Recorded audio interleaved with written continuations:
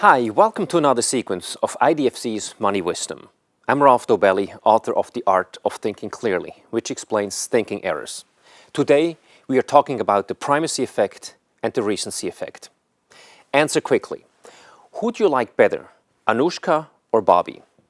Anushka is smart, hardworking, impulsive, critical, stubborn, and jealous. Bobby, however, is jealous, stubborn, critical, impulsive, hardworking, and smart. Who would you rather get stuck in a lift with? Hint, the descriptions are the same, but most people choose Anushka. Why? Because your brain pays more attention to the first adjectives in the lists, causing you to identify two different personalities.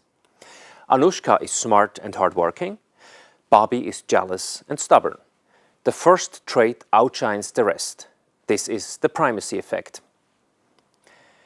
How does the primacy effect influence your investment decisions? Well, suppose you invest in a mutual fund and your investment is off to a good start and the figures look very positive. You will be inclined to view everything positively in the months to come. Good first impressions are deceptive, not only when you meet people, but also when you meet investment opportunities. The primacy effect doesn't stand alone. The recency effect matters as well. It's simple. The more recent the information, the better we remember it. When we file a new piece of information, our brain discards an older piece to make room. Which is stronger, the primacy effect or the recency effect? Well, it depends on the setting. If you have to make an immediate decision based on a series of impressions, the primacy effect weighs heavier. But if you formed a series of impressions some time ago, the recency effect dominates. The recency effect plays a huge role in investing. We tend to remember the last big event, for example, the last stock market crash, the last inflation spike, the last oil shock, the last currency crisis. And we tend to believe that all such future events will follow the same path. Here's another example of the recency effect.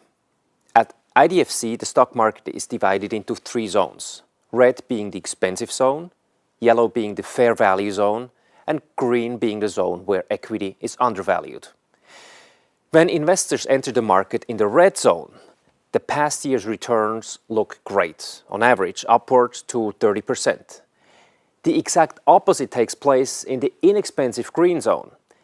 An equity's recent lackluster performance, say in the past year, keeps investors out. And how do they fare?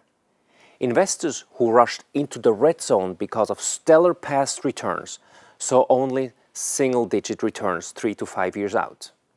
But investors who entered the green zone stood to gain about 30%, the profit of ignoring the recency effect. So how can we shield ourselves from the primacy and recency effects?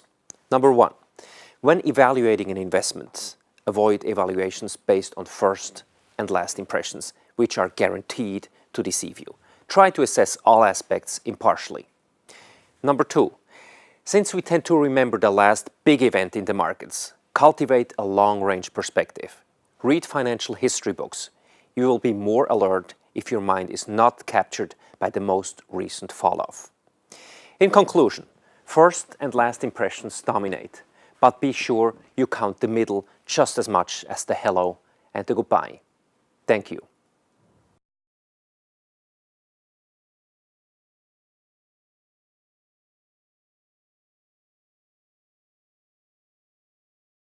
Mutual fund investments are subject to market risks. Read all scheme-related documents carefully. To watch more videos about making wiser money decisions, click one of these links here.